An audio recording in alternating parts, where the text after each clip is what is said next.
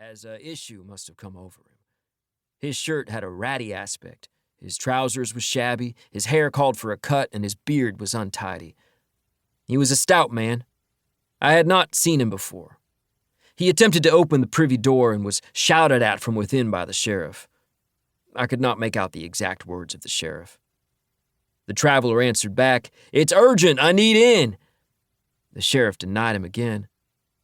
The traveler shouted, "It's a 2-seater size. Is there 2 of you in there? Unlatch the door." He cursed to express he was in a hurry. He said, "God damn, can you not understand the bad straits I'm in?" He then commenced to pound at the door. A person or two who was passing seen the fuss but did not tarry. I wished I might offer the use of the privy back of the house where I live, but I required the right to do that. I should tell you, our sheriff is not a person to suffer nonsense nor rudeness, nor even excuses from others, no matter his own bad habit to hog the stage privy. He was brought down here from up north by the U.S. Army that has took over to see folks abide by the laws and won't go about cheating and mistreating Negroes and local folks who is true to the Union in the war, as that time is meant to be over.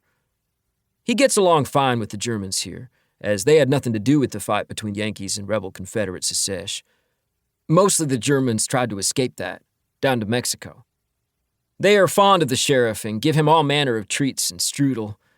He wears his Yankee uniform and is friendly with them, but not with folks passing through, such as the traveler, as they are often a bad lot and cause strife and yell at the Germans to go back where they come from. The sheriff affords such travelers no second chances, and rightly not mostly, although on this occasion I thought he might have been nicer, given the man's trouble. Therefore, I tried to warn the traveler of who it was in the privy. I whistled to get his attention, but he did not hear me nor turn. He shouted such things as, "I'll kick this door down!" You might think the Ficklin driver would act on the issue, but he did not. The traveler appealed to him, yelling, "There's somebody hogging both shitholes! Is there another privy?" The driver paid him no mind. I suppose he had seen worse quarrels. He was old for a driver and missing an ear. He got down from the box in a weary manner, called for the stable boy, hauled a mail sack out of the boot, and started across the livery yard to the store with the postal office. He appeared as spent as the mules. It was a warm day, although early. The stable boy commenced to exchange the mules and harness with a team eager to cut loose. The fresh ones caused a fuss, and he jerked them about and hollered at them in German and put on their blindfolds to get them settled. The fracas jolted the coach and swung the door open. The traveler must have not properly closed it, being in haste to bust out.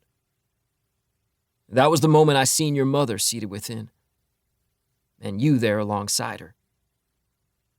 You was both mostly hid by heaps of parcels and bags of mail piled up around you.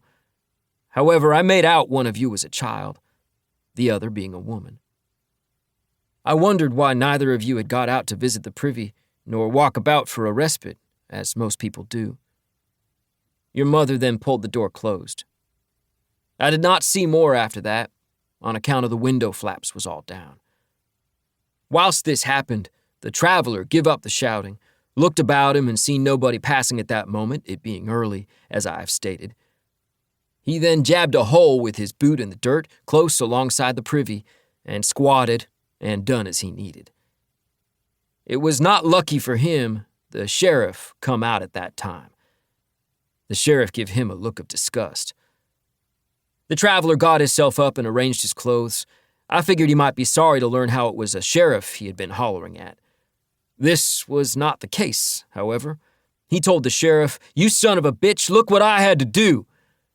The sheriff said, "That is publicly lewd behavior. You'll have to clean that up. You'll need to be fined. I'm charging you with crimes against public morals and decency." The traveler spat to express he was not sorry. The sheriff said, "There is a steep fine for public indecency." "If this is public indecency, where is the public?" the traveler said. "There's no public about. I see no public just now. I see a coach with the shades down. I see a store with nobody at the windows. Where is the public? Nobody's seen me but you."